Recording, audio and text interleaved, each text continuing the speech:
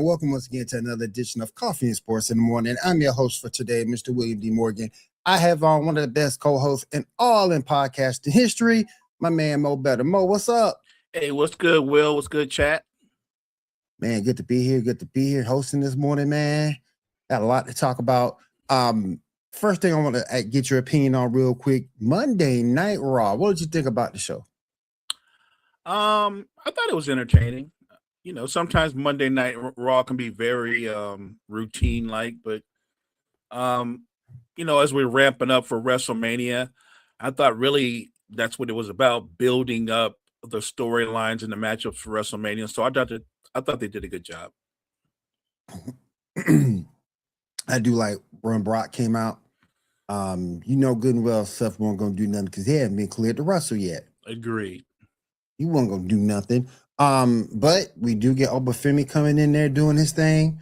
Do you think the brothers get reparations against Brock WrestleMania? Well, I don't know if it's necessarily reparations. I would just say that it is because he's a younger talent, and they usually kind of hold back on pushing guys. I think Obafemi is ready to be pushed like right now. Yeah, and he's closer to the beginning of hitting his prime as a performer, whereas Brock is on the other end of his prime. It doesn't benefit Brock Lesnar if he beats Obafemi at WrestleMania. It doesn't uplift him in any way. He doesn't get anything out of it. But if Obafemi were to get put over, it'd be huge for his career. It would be it'd be a slingshot to being a superstar. As a fan, I hope they do the right thing and put him over. Because Brock was the monster for over a decade. Facts. Guess what? Why not put over the guy that's going to be the next monster for a decade? Now, this weekend, we did see a return of Ronda Rousey. What's your opinions on that? My opinions is Money talks. Ronda said she was done with wrestling and how fake it was and all the politics behind it. And next thing you know, she shows up at an AEW event. Now, I don't know if that means she's going to perform for the company, but if she does, as we discussed last night, look, AEW, because they focus more on the in-ring happenings and the talent. If anybody can pull out the best version of Ronda Rousey as a wrestler, it would be AEW in the way they're formatted. Facts. All right, let's go ahead and move over. Talk a little NBA basketball. Right now, if the season ended today, Mo, who do you think will be MVP and why? I think if the season ended today, SGA would go back to back. He was the best player last year. All his team did was win their conference and win the title, and he was finals MVP. He comes back this year. There's no drop off. He's as good or better. And the thing about SGA that they don't talk about a lot is he's a good defender too. He's not a one-way player. And I think, you know, heavy as the crown, we should give credit to guys that are having career years. Jaylen Brown has been terrific. And I think Jaylen Brown deserves MVP consideration. But when people use words like, well, Jaylen Brown has as good as MVP case as any, he doesn't have a better MVP case than SGA. He might have a better case than Joker because the Nuggets have kind of fallen off a little bit, even with Joker and Murray. But Jaylen Brown's having a career year for Jaylen Brown. It's not like you can make the argument he's having a better year than SGA, and SGA is just having another SGA season. Right. I think SGA is the better player between the two. I think SGA is the best player in basketball right now. There are more exciting players. There are bigger players. Joker will always be the king of statistical dominance, but I don't know if being a statistical dominant always means that you're the best player. It means you put up a lot of numbers. Yeah. But if your team is catching L's, I don't know if it necessarily means you're the best player, especially when you're not known for putting much effort forth on the defensive side of the ball. I can't have my MVP be a great scorer, be a great offensive player, but you don't contribute nothing to the other side of the ball. Right. So I like again, with respect, I think Jaylen Brown's having a career year for Jaylen Brown. People keep saying they're surprised by the Celtics. I said before the season started they were going to make the playoffs. Did I say they would be in a position to be the second seed in the East? I did not. So they were saw that coming. They were better than I expected, but at a minimum, they were a playoff team in my opinion because people act like the cupboard was bare. You still had Jaylen Brown, you still had Derek White, you still had Peyton Pritchard, 6th man of the year, and their system along with their coach, it all worked. I knew the Celtics weren't going to be, a doormat. But have they exceeded even my expectations? Yes. And a lot of that is due to the fact that Jaylen Brown has had a tremendous season. I just don't think that I think his season is better than SGA's. I don't think his season is better than Wemby. I don't think his season is even better than Cade Cunningham's, even though Detroit has struggled in recent games. I think he's had a great season and deserves consideration, but I don't think he's going to win it. I think SGA, barring an injury where he doesn't play enough games, I think SGA repeats. Okay. Now let me ask you this. Who is going to be rookie of the year? Look, I think when the season started, most of us thought it would be Cooper Flag for sure. Mm-hmm. But I've been on this boat for months now. Look, Con Knipple has been better. I thought he was going to be a good basketball player. Mm. But he's much better than I thought he was. Like, one, I didn't think Con could really create off the bounce consistently, and I was wrong about that. He's got more of a bag than I thought. Two, he's a rookie, but he's arguably the Hornets' leader. Yep. He's changed the culture there because his whole game is about playing and being relentless on both sides of the floor. And yep. I think it's kind of like they've gravitated around him. LaMelo might be the bigger star, but Con Knipple's already their leader. Right. Yeah, I think Con Knipple, to me, he has as good or a better case than Cooper Flag, because if the Hornets make the postseason, how can he not win Rookie of the Year? It'll be kind of tough not to put him in. All right, let me ask you this. We got some teams fighting for playoff positioning right now. We got the Nuggets, the Thunder, and the Timberwolves. Now, by you talking about SGA like that, are we saying that Thunder is going to continue the season where they are? Or do you see a eventual slip? Maybe Denver and Minnesota can catch up? I don't think the only team that's going to be able to catch them will be the Spurs. Denver, Minnesota, like right now, OKC has 53 wins. Yep. Denver is at 41. The Rockets are at 41. The Timberwolves are at 41. The Suns are at 39. So they're kind of all bunched up. And then you've got the Lakers at the third seed at 43. Mm-hmm. Oklahoma City, if they can stay relatively healthy, they're gonna win. They're gonna win the Western Conference. The only team, like I said, that has an outside shot of getting them because they're close enough is the Spurs. The Spurs are 50 and 18, so they're 3 behind them in the loss column and 3 behind them in the win column. But can they make up that difference? Absolutely. I think the Spurs right now, outside of Oklahoma City, are the scariest team in the West. I think the Spurs might be the Thunder's kryptonite, so to speak. Well, they could be. They're young, deep, talented, and they have a young, transcendent player that kind of makes up for other guys' flaws. I would just say this with the Spurs. They've been really impressive, but the playoffs are a different monster. Oh, yeah. It's more of a grind. I think the physicality goes up. The refs let them play a little bit more. I think that's going to be a challenge for the Spurs. I think that'll be a challenge for Wemby. If people can put hands on him, that could be difficult for him because he's light in the you know what. So I think the Spurs are dangerous, but I've been consistent about this. Is it possible that they could come out the West? No question. That being said, I think San Antonio's a year away. I think they're a year away. But my thing is, though, it's good to have a deep team because normally in the playoffs, your rotation shrinks. But because the Thunder And the Spurs are so deep, they won't have those issues.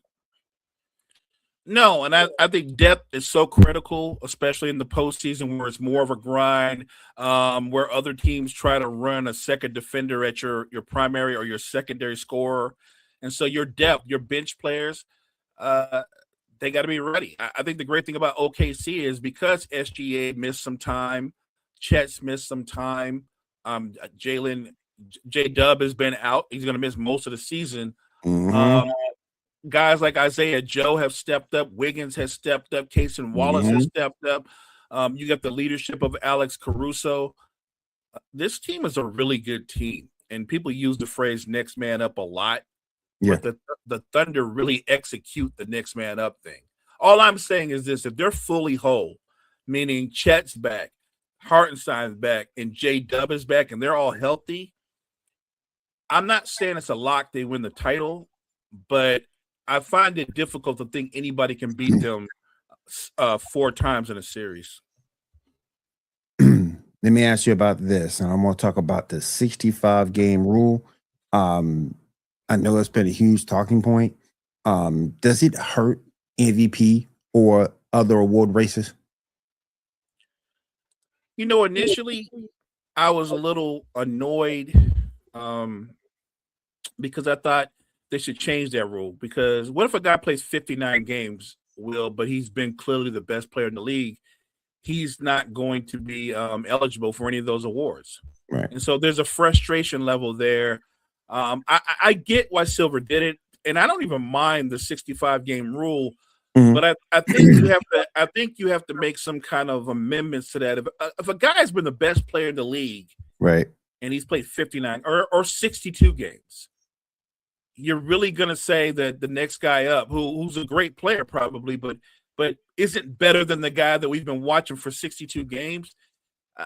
I think that's a little frustrating right there. So I respect the 65 game rule because they wanted to weed out obviously load management and things of that nature. But the truth of the matter is, Will, if you look at the way this season has played out, it hasn't changed anything. Right? No. Like it hadn't changed anything. There are certain guys in the NBA that are just injury prone. So no rule can make Anthony Davis stay healthy. No rule can make Kawhi Leonard stay healthy, although he's been relatively healthy this season. The rule is in place, and I get it. But if a guy's actually hurt, what you gonna do? What are you gonna do? Right. It's not his fault that he's injured or something. There's hurt and there's injured. If you're actually injured, there's nothing you can do about that. Right. So I like the idea of the 65 game rule.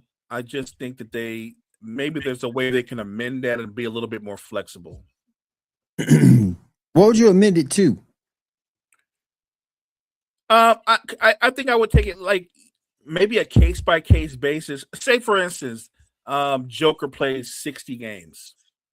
And we thought that over the course of the 60 games, we're looking at the best player in the league. We're looking at the MVP, but he missed some games due to a legit injury.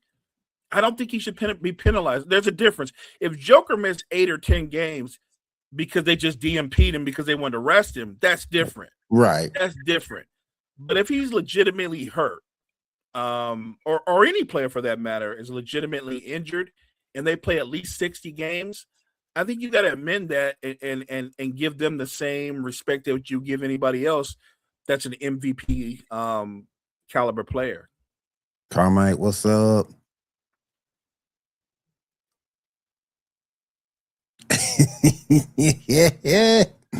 Yeah. I mean, I think that there's truth in that to a degree, but I think too many times we gravitate towards low-hanging fruit. Like, if you listen to talking heads, if you listen to a talking head like Stephen A. Smith or somebody like that, because he lives off of this, like he talks about this particular player, like this player stole his girlfriend or didn't sign an autograph. And Kawhi, I'm just saying Kawhi Leonard is like low-hanging fruit, right? Yeah. But I keep trying to remind people of the obvious. You can look it up, you can read it. He has chronic health issues. Toronto knew that when they got him for the one season. That's why they load managed him all the way to a championship. Yeah. And the Clippers knew that.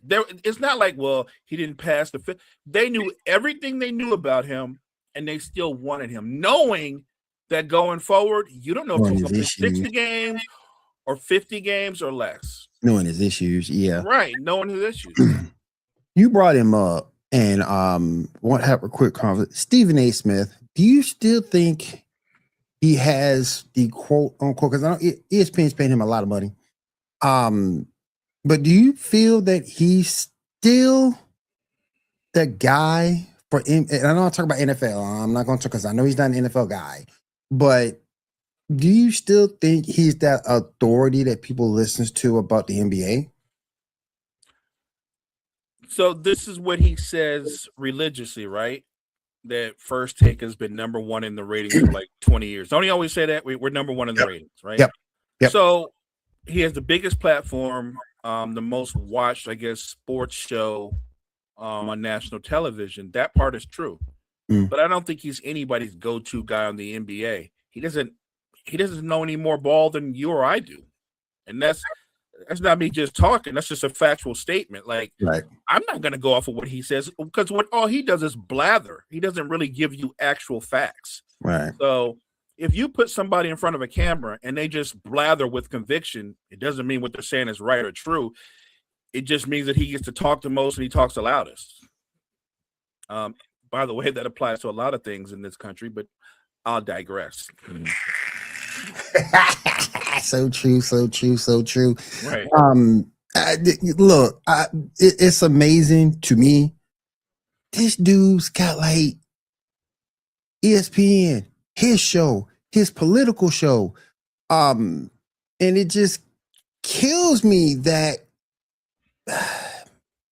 he does a lot of talking out the side of his mouth, and it just amazes me how many people like gravitate toward that.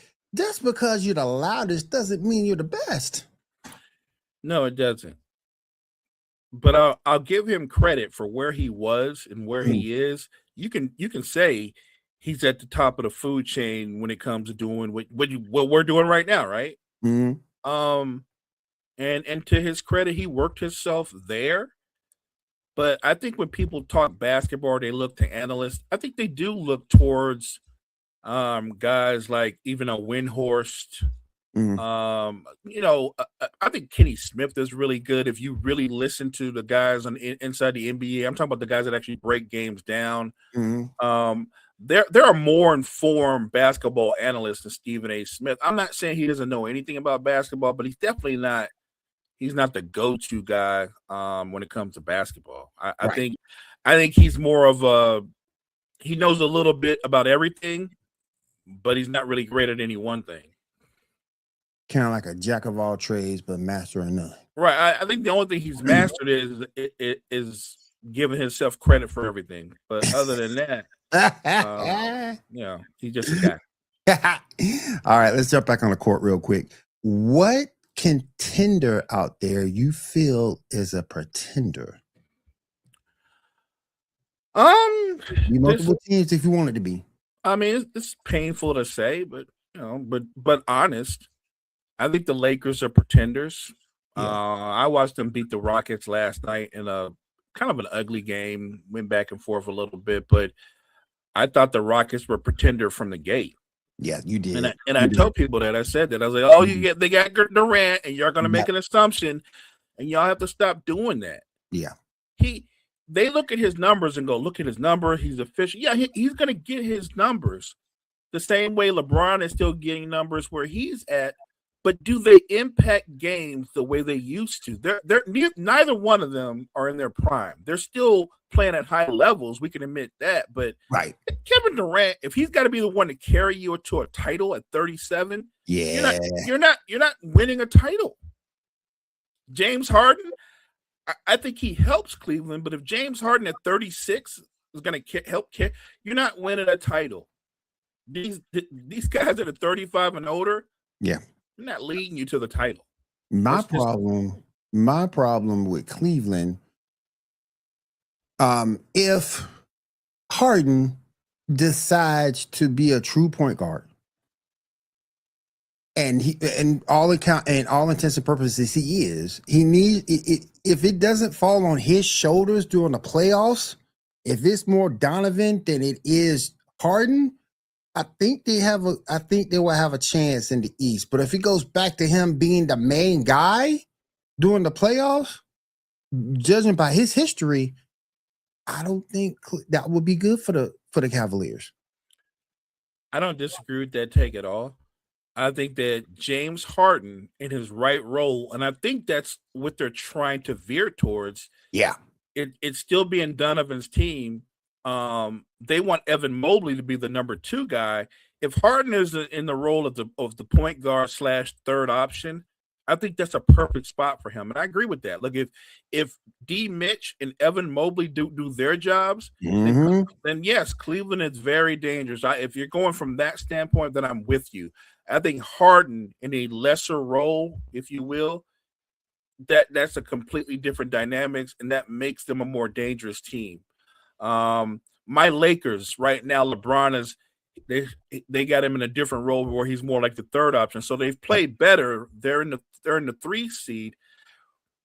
But I still think it's fool's gold, Will, because I still don't think they're a good defensive team.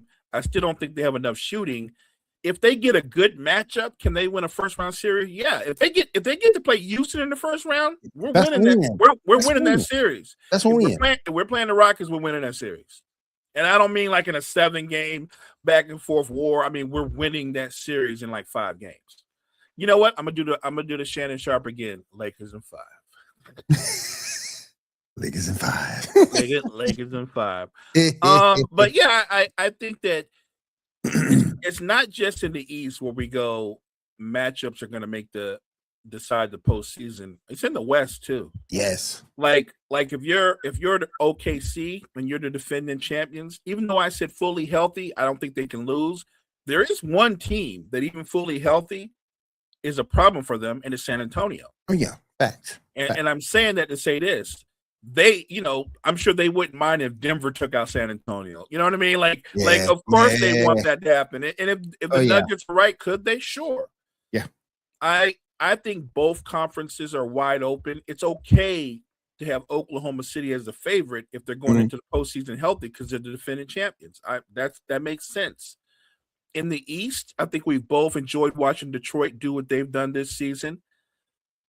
But I think we also both agree that in the postseason, when they run a second defender at Cade to get the ball out of his hands, who's going to create offense out of nowhere on that Detroit starting 5 or even off the bench? They don't have enough shot creation. They don't have enough shooting. And I think eventually that's going to be what catches up to them. They need another second option. They need another guy on the perimeter that can create offense for himself and others. Oh, hold on. We got some breaking news. Here on Wire to Wire. It's been reported that your team, the San Francisco 49ers, has signed wide receiver Christian Kirk. How you like that news, Mo?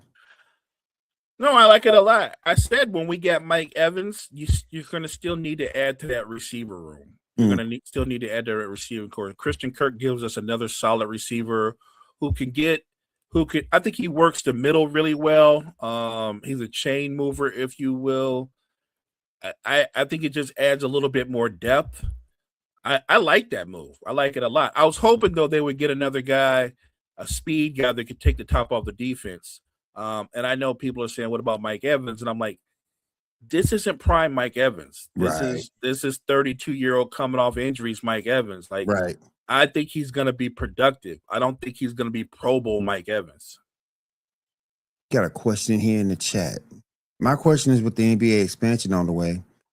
They're adding Vegas and Seattle. Both teams on the West Coast. Will be adding Memphis and New Orleans to the Eastern Conference. I can see New Orleans being in the Eastern Conference. I don't know, man. Memphis and New Orleans to the East. I get New Orleans. I don't know about Memphis. Yeah.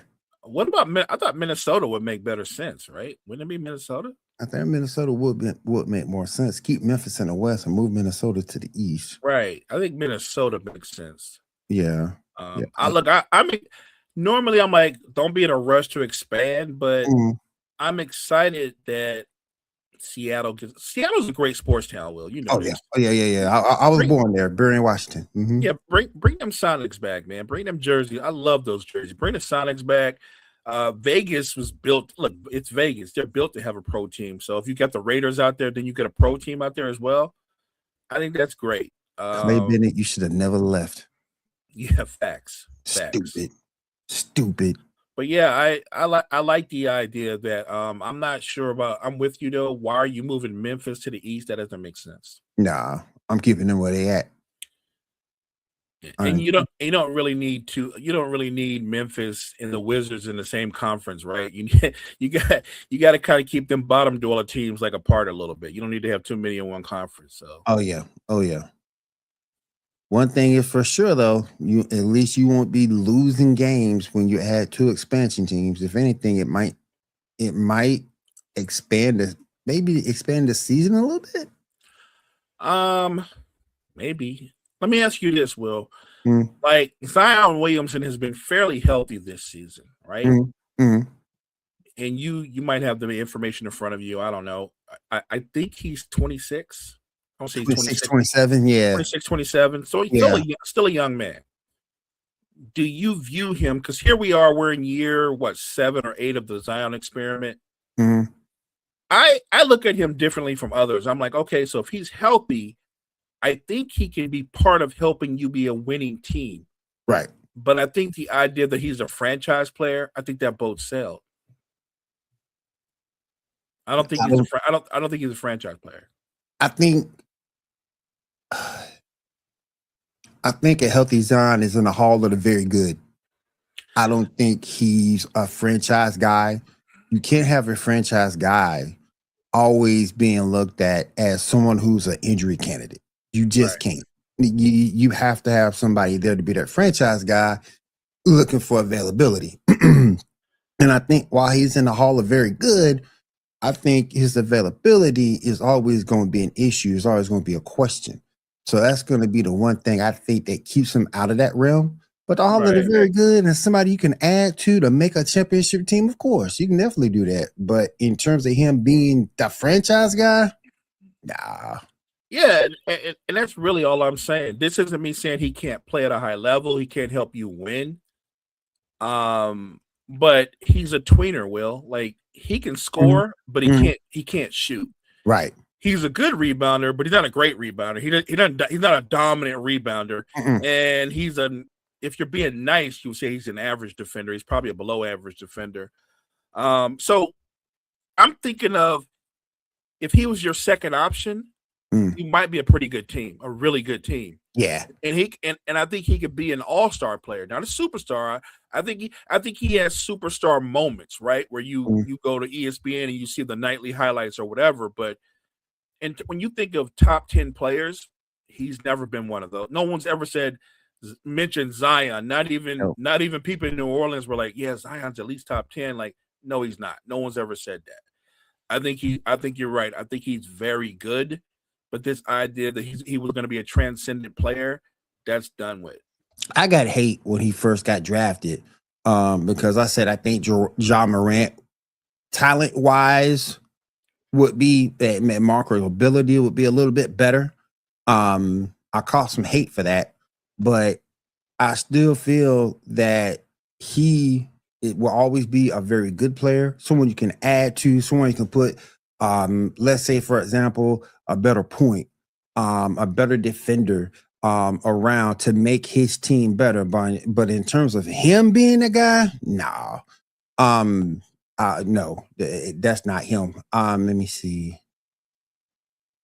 Yeah, but that's a difference between being a main attraction and a franchise guy, though, Carmike. Well, he is an attraction.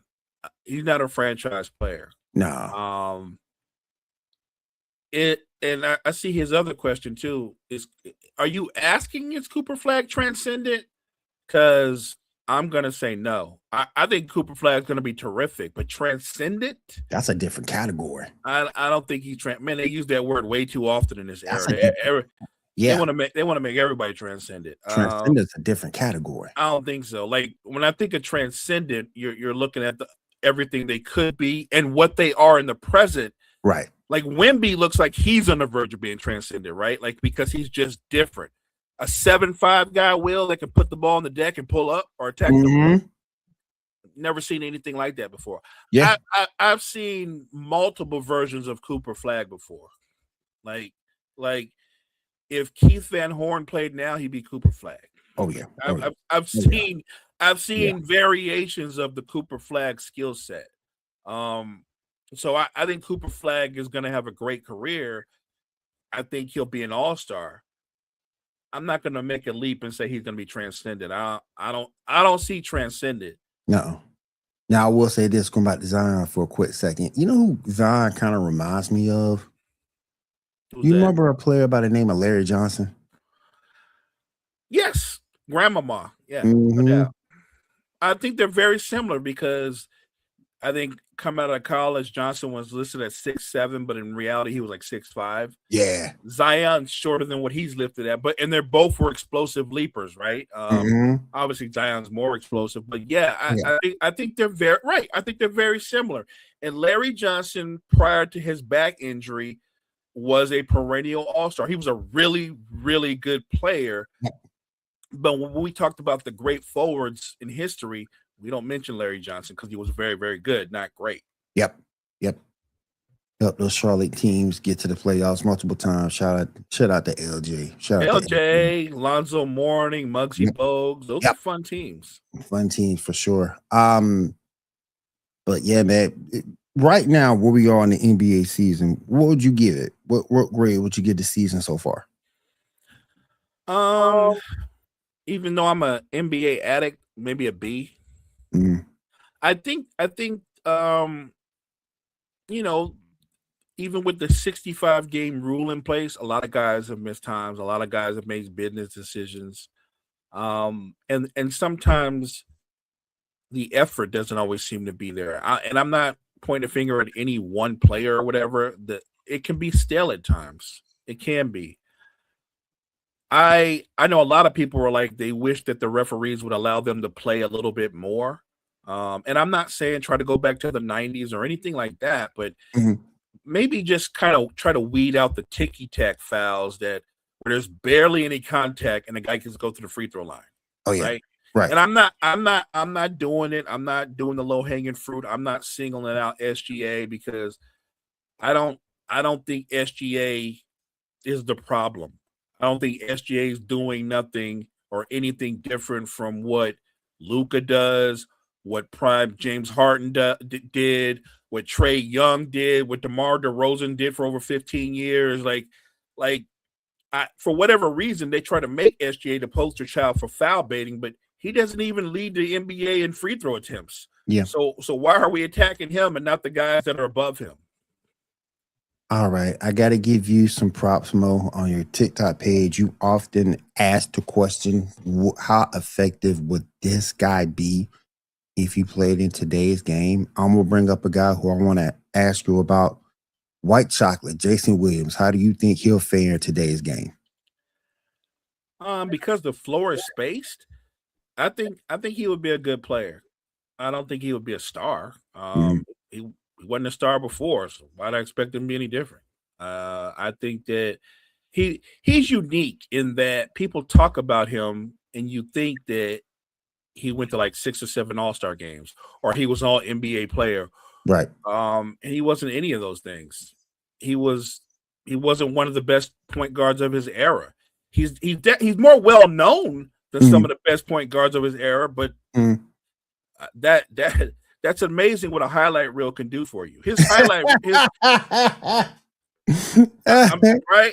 His highlight reel is 10 times better than his career. So, who do you think was better at the point guard position for those respective teams, Mike Bibby or Jason Williams? Oh well, obviously Mike Bibby. It's not an accident when he left. They got better. Yeah. Mike Bibby was a better basketball player. Mike Bibby could do something Jason Williams couldn't do until he was washed up. He could shoot. Jason Williams couldn't shoot. He was a bricklayer, and he couldn't guard anybody. Guard. Well, he was young and couldn't guard anybody. He was just a cone. So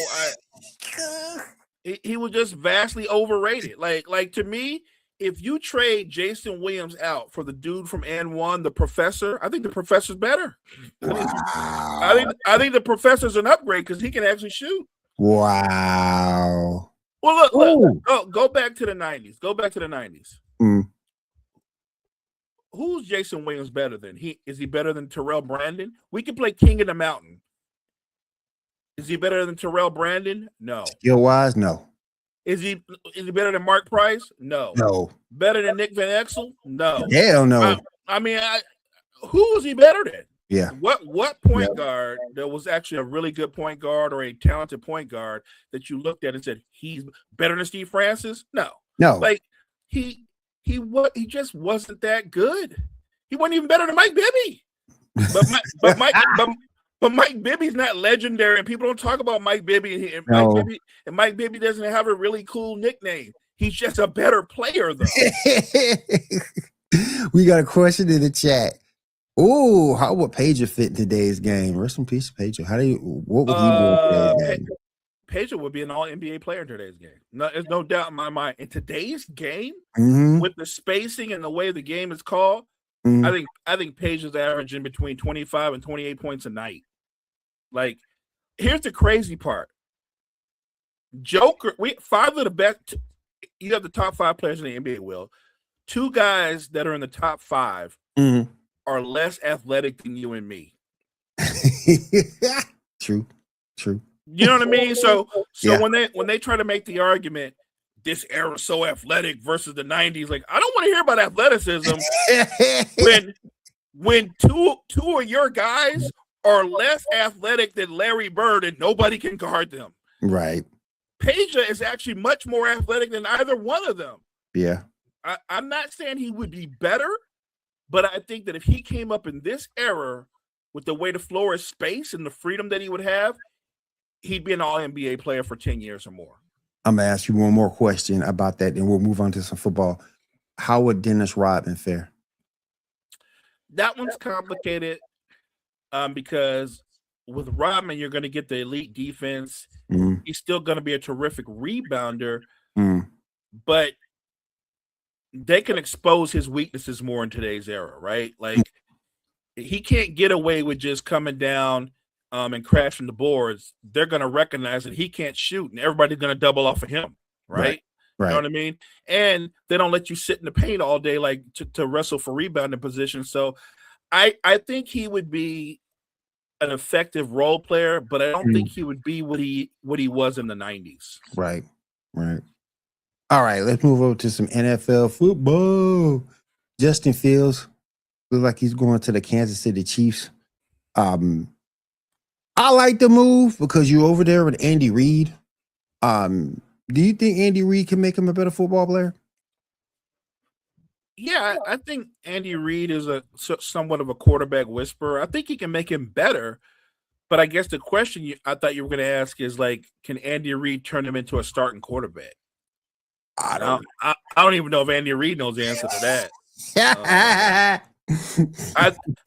I think Andy Reid will definitely make him better, but I think we've seen enough to know that Justin Fields is not a starting quarterback. Yeah, we have to stop talking about how athletic he is and talented he is. Like, you can be talented, but if you don't apply that talent and it doesn't show on the field, all you are is talented. You're just a guy with potential. I think Justin Fields can find. I think he can find a lane in the NFL. But I think his lane is going to be as a really good backup. We got another basketball question in chat. Question: does the Timberwolves need to trade Anthony Edwards away? They are wasting his talents. Well, I agree. They're wasting his talents, but they're not going to trade him away. No team is going to go, we're wasting his talents, but let's get rid of our franchise player. Like, they're not doing that. The problem the Timberwolves have, Will, is they're in a weird NBA purgatory because They're good enough to be a top 4, top 5 seed, but I don't think they're built to go on a playoff run, or they'll end up in the finals. I don't think they have enough firepower. Mm. I don't think they're athletic enough. You think about what they do offensively. It's Ant. Everything is Ant. They don't have another guy on their roster who can create off the dribble consistently. They don't have. They need more shot creators. They need more shooters. And I dare say this, even though Brett and I go back and forth and talk about the impact Rudy Gobert has had for the team defensively, I feel like at some point they have to get away from the Rudy Gobert era and look to get a center that can be a dual threat. Right. I mean, because right now your favorite player is Julius Randle, and he hasn't been the most consistent with Minnesota. You know what? I'm gonna give him credit. He played really well last season. He was terrific in the postseason. He's been a little up and down this year, but look, if he can replicate what he did last year in the postseason, the funny thing about the Timberwolves is, and maybe this is a test to how great a player Ant actually is, they are not a loaded roster. You don't look at that roster and go, that's a stacked squad. No. But I think he's taken them to 2 conference finals already, I believe. Maybe 2 conference finals. I think in terms of what they have on the roster with the roster construction, I think they've maxed out what that group can do. Do you know what I'm saying? Like, if you're the GM and you don't want Anthony Edwards to start mumbling about wanting to be traded or things of that nature, I think you have to make some tough decisions. And I'm not saying do a rebuild, but maybe do a rebrand, like maybe move Randall, maybe move Gobert, and bring in some guys that complement Anthony Edwards' skill sets better. Right. Carmite says you have to pay dual threats too much money. And Rudy's defending the rim and is affordable. And not to mention, nobody wants to play in Minnesota. It's too cold out there, just like Milwaukee. That's what I've been saying.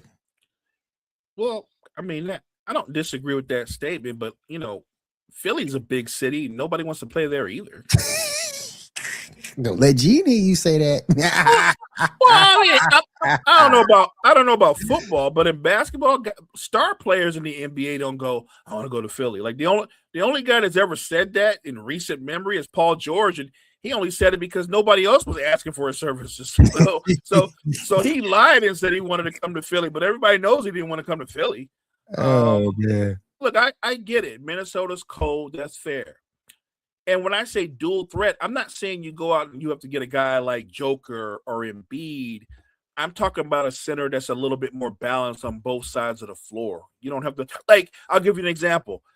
The guy that just scored 83 points, for better or worse, Bam's a better basketball player than Rudy Gobert. Bam, to me, would be a better fit for Anthony Edwards than Rudy Gobert. No, he doesn't block as many shots, but he's actually a better defensive player because Bam can play. He can play in space too. Right. Like his quickness, his ability to show and recover. And when Bam snatches a rebound, he can actually take off and initiate your offense. So I'm talking about that kind of player. Philly Sixers GMs don't make people feel wanted to play in the city, and the fans is brutal on top of that. Hey. That's a nice way to put that. That's a nice way to put that. Let me start with Daryl Morey. Daryl Morey is probably one of the most overrated GMs in NBA history. And I say that because he's got this huge reputation, but you know what he's never done? He's never put together a championship team. Never. Nope. He didn't know anything about winning a title. What he's good at is he's good at making Band-Aid trades and Band-Aid signings, and your team coming up short. As far as the city goes, come on, Carmike. You know, Philly's just mean. It's just a mean city. It's a mean city. It's mean. Even when things are going well, they're still complaining. Still complaining. Right. Come on. Let me go back to the league, the NFL. I'm gonna ask you, who would you rather build around in the NFL? Your rookie coming in, Fernando Mendoza, or, and this is going to be like Fernando Mendoza versus a young starter.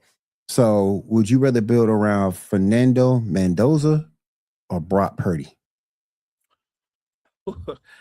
That's tough, man, because Mendoza's getting ready to be a number one pick, right? Mm-hmm. Brock was the last pick in the draft. When you're the last pick in the draft, that means you're like one pick away from not being drafted at all. Literally, right? Yep. Like if the guy in front of you didn't go to the restroom, you wouldn't have got drafted. You know what I mean? Like John Lynch didn't draft Brock Purdy and go, guys, I just got our franchise quarterback. He didn't do that. He traded away 4 number 1 picks for Trey Lance, so he didn't know what the hell he was doing anyway. He got lucky with Brock Purdy. So Brock is the exception to the rule. Having said that, I've seen Brock play in the NFL and be effective, be really good, play at a high level. Mm-hmm. Mendoza has everything in front of him, but I don't know how good he'll be. Right. I can't. I know. Look, if I'm going with the known versus the unknown, I would take Purdy over Mendoza. It's not even close, because Mendoza might turn out to be a career backup. You hope that's not the case, because I always root for the young dudes to come in and establish themselves. But what if Mendoza turns out to be another JJ McCarthy? You know what I'm saying? Yeah. Like that. Yeah. You just don't know. But I know Brock can play. Brock's proven that he can play. Right. Let me ask you this. It also matters what your franchise is in terms of the culture. Oh, this is true. If the Raiders had a choice between Mendoza, let's just say for some weird reason the Niners said Brock Purdy was available. They had a choice between trading for Brock Purdy or drafting Mendoza. Mm-hmm. Who do you think the Raiders would go with? Because my thing is the way the Raiders do things, the way Mark Davis as an owner thinks, I think he still would go with Mendoza. I think so too. Yeah, because they're stupid. Fernando Mendoza or Will Levis? Mendoza. No offense to Will Levis, but I think you are what you are, bro. I think you are what you are. Fernando Mendoza or Desmond Ritter?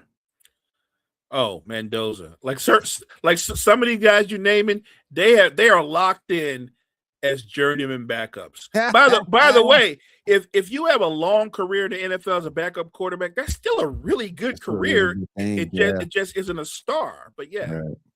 Fernando Mendoza or Kenny Pickett? I'll take Kenny Pickett. Actually, you know what? No, I won't.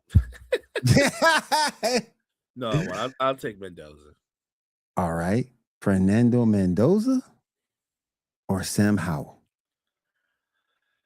I'm gonna take Mendoza. Sam Howell is one of those guys. Well, a few years back, I thought he was right on the edge of becoming like a really reliable starter, and then he kind of regressed and became really inconsistent. All right, hold on one second. No, dang, Carmike. Baby hands. Come on, man. Oh my goodness gracious, man. Ooh. All right. I'm gonna ask you next. Mendoza or these veterans? Fernando Mendoza or Jared Goff? I would take Jared Goff. Even though I'm not a huge Jared Goff fan, I do think he's a good, effective quarterback. I feel like he will always be a good quarterback, especially in that system. I just don't know if he'll ever you talked about Hall of very good. I think that's Jared Goff. I think he's very, very good. Yep. All right, next up, Fernando Mendoza or Kirk Cousins? Captain Kirk. Well, if you're talking about right now today, I'm taking Mendoza because Kurt looked like he done. I think you can stick a fork in Kurt right now. I can't believe Fernando Mendoza or Derek Carr? I'm gonna say Mendoza, but full disclosure, I just never liked Derek Carr. I don't know why. You know how there's some athletes for whatever reason, you just like, I don't like that guy. I don't like him. And it's not, never mind that I don't like him, but as a quarterback, they tell you that Derek Carr can make every throw and that he's well liked and he's all these things, but he's so inconsistent. His podcast his podcast doesn't show he's very liked either. Because if you listen to that podcast, they both sound like some jackasses. I ain't gonna sit here and lie. I ain't gonna sit here. They both sound like jackasses. Every time I hear them or see them on their podcast, they don't seem to be likable people. That's just my opinion. And because he has been stealing money. Yeah. That part too, Mike. That part too. If I'm picking, I'll probably take Mendoza over Golf because of the upside. I'm taking Mendoza over Kirk Cousins and Derek Carr. Wait a minute. If you're picking though, you're picking like for your franchise, right? Right. I'm only saying that because if like Detroit wouldn't get rid of Golf for a rookie quarterback, you know what I mean? Would you take Fernando Mendoza or Jimmy G? I'm taking Mendoza. Yeah, all day. I've seen enough of Jimmy G. Like when you talk game manager, Jimmy G should be in the dictionary. Yeah. Who do you like better, Mendoza or Joe Flacco? I mean, the current version of Flacco that just got off the couch, I would take Mendoza. Like Flacco can still fling the football. Yeah. What is he, 41, 42? Yeah. I'm going with the young dude. I would take Mendoza off of over Aaron Rodgers because you have to draft if you're in the situation the Raiders are in for the future. Aaron Rodgers is not part of anybody's future. Like, right. If you got a 40-plus-year-old quarterback, everything is on that season. And so if the Steelers bring back Aaron Rodgers, which they probably will, I think they're just putting a Band-Aid over a bigger problem. Like, you at some point have to go get a franchise quarterback. Right. He's at prime Flacco or prime. Easy. It's prime Flacco. Prime Flacco won a Super Bowl. Yeah. Heck yeah. Fernando Mendoza or Matt Ryan? I mean, are we talking about Matt Ryan when he was on the Falcons? Prime Matt Ryan. Yep. Yeah. Look, no offense to Mendoza. My gut feeling is he won't be a better quarterback than Matt Ryan. So let me ask you this. Based on upside, talent, all the other good stuff, do you see Mendoza or Shedeur? I think I would lean with Mendoza only because I saw him on the biggest stage step up and against teams that most people had favored over Indiana, and he still stepped up and won. Yeah. Shedeur is kind of an anomaly to me because I think he's talented, Will, but I still think he's learning the quarterback position too. I don't think he's a finished product. Yeah. So to me, that could go either way. Obviously, Shedeur's got a little bit of experience under him over Mendoza, and situations matter. Right. I don't know if the Browns have been the most stable organization, even though the Raiders can make the same claim. But I guess Shedeur comes with a lot of baggage too. So I guess if I was doing a fresh start and I'm reconstructing my roster and I'm going forward with the future, I would probably go with Mendoza because it's just a fresh start. One last thing before we get on out of here, as we're coming close upon our time here on Wire to Wire Network.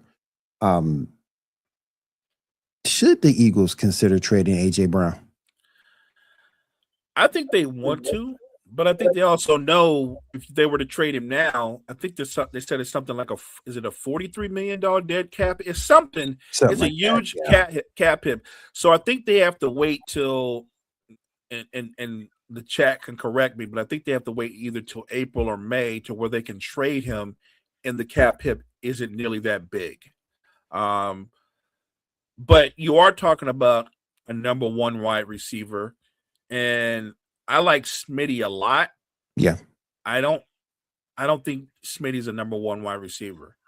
Like, I think he's a really good number two. If you get rid of AJ Brown and you don't replace him, I think you hamstring the Eagles offense because, like I said, I don't think Smitty's a number one. Right. All right, you guys, that is all the time we have this morning here for Coffee and Sports in the Morning on Wire to Wire Network. Okay. June 1st? Is Appreciate that. June 1st? Appreciate that. Okay, June 1st. Okay. That is all the time we have for Coffee and Sports in the Morning here on Wire to Wire Network.